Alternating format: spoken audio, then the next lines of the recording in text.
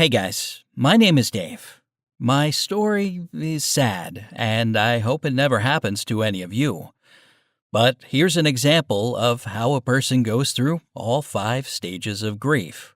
And I'll tell you how to handle it.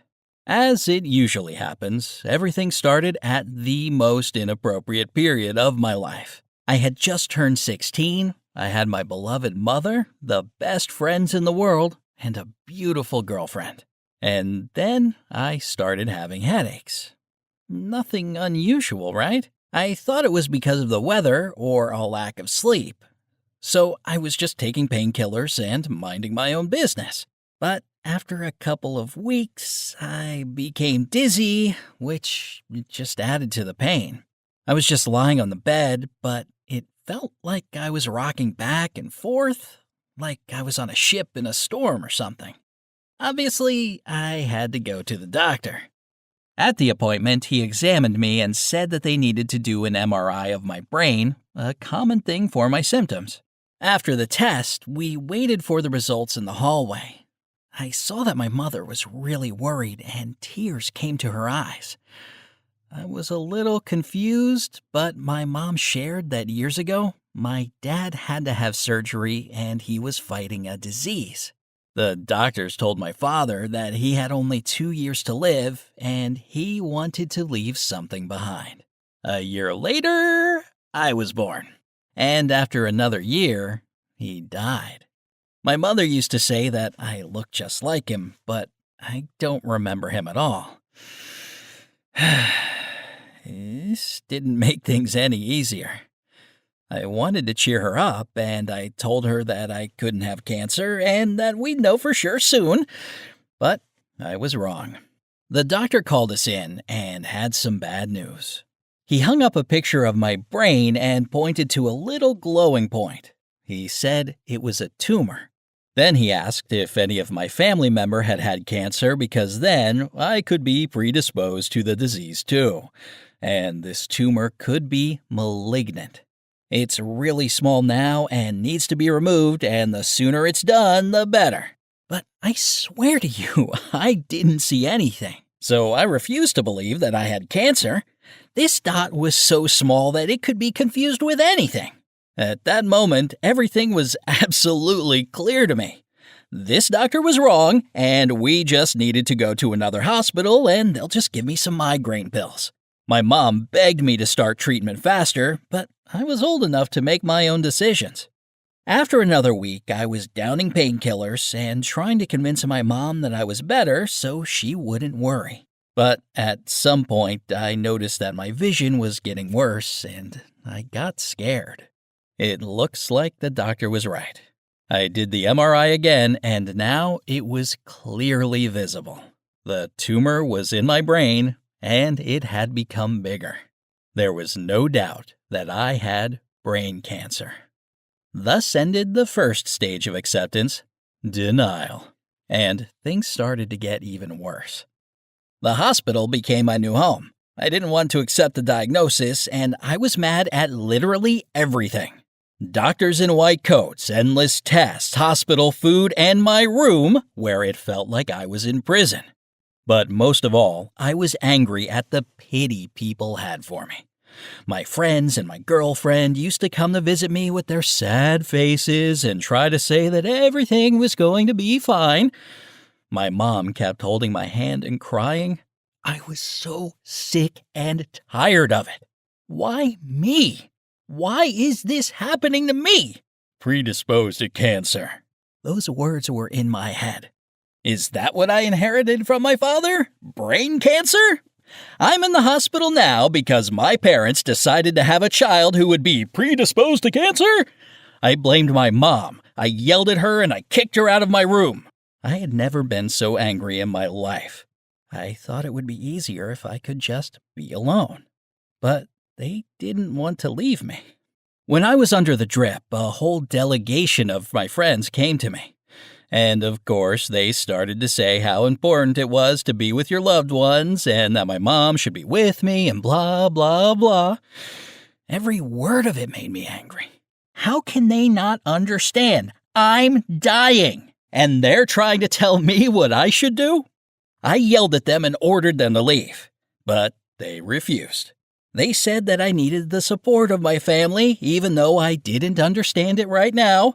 Then I shouted, "If you don't want to leave me alone, then I'll just leave myself." I snatched the IV from my hand and got up quickly. But even before I could get to the door, my head started spinning and my eyes started to darken, and a second later I passed out. This was the stage of anger.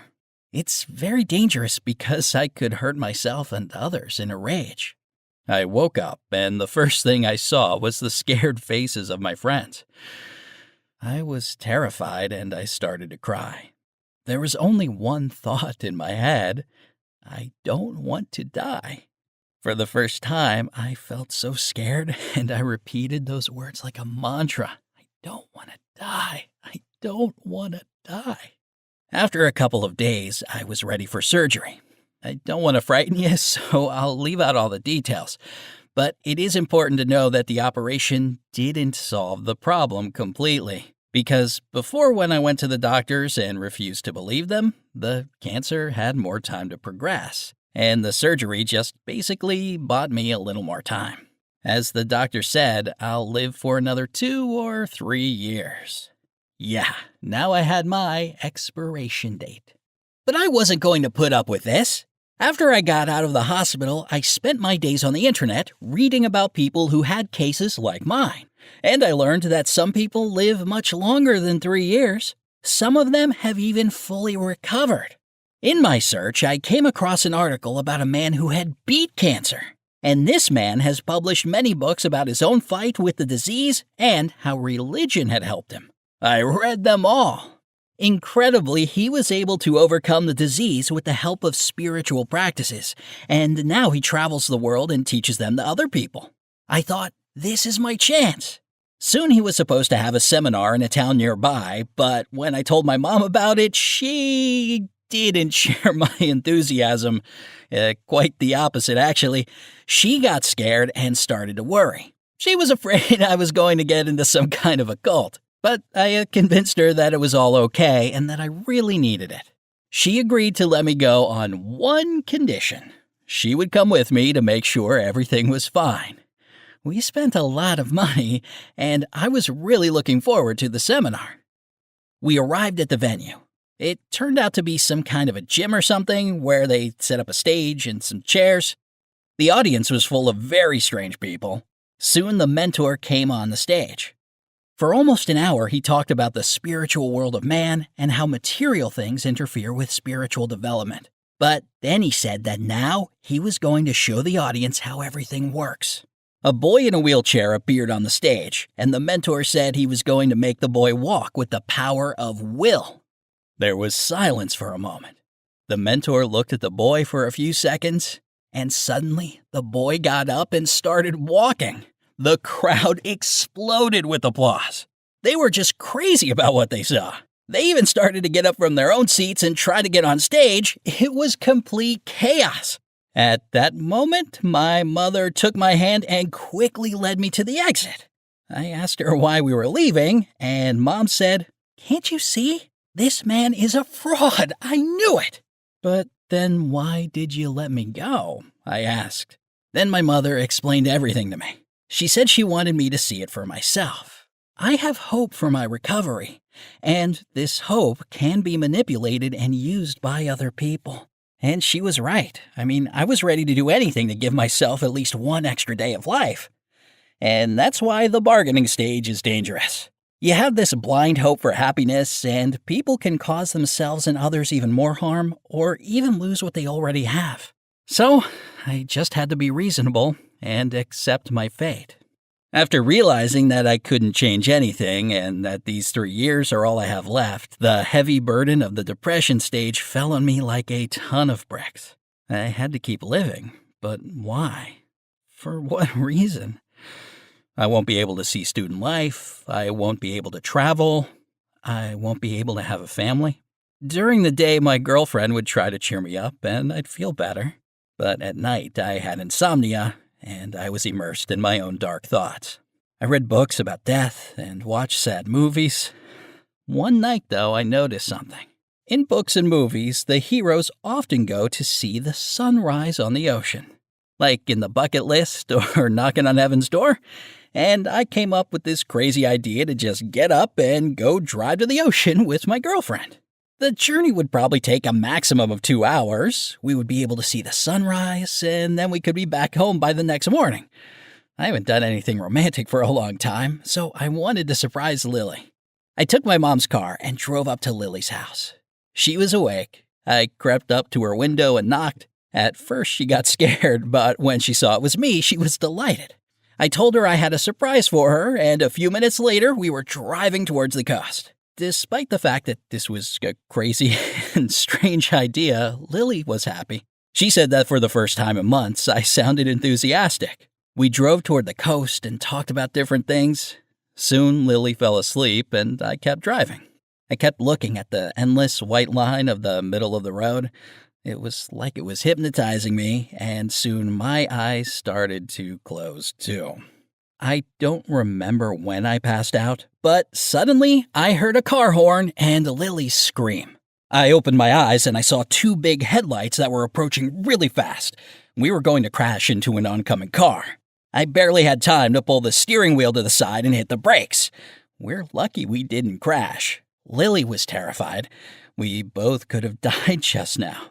I hugged her tight and I said in a panic, "I'm sorry. I dozed off. I'm so sorry." We both could barely catch our breath. We were so scared. After this, neither of us were in the mood for romance. I took Lily home, put the car in the garage, and I couldn't sleep for a long time. My hands were still shaking. One thought flashed in my mind. I was ready to die, but I could never forgive myself if something had happened to Lily. How would my mom feel then? Or my friends? At this point, I've probably moved on to the last stage, the stage of acceptance. Yes, very little has changed. I'm still dying, but I realized that I still have something to live for. My life belongs not only to me, but also to my loved ones. They supported me all this way, even when I thought I didn't need them. And it's only thanks to my loved ones that I've gotten this far. And now I have accepted the fact that I'm gonna die. So no matter how much time I have left, I will dedicate it to my friends, my girlfriend, and my mother.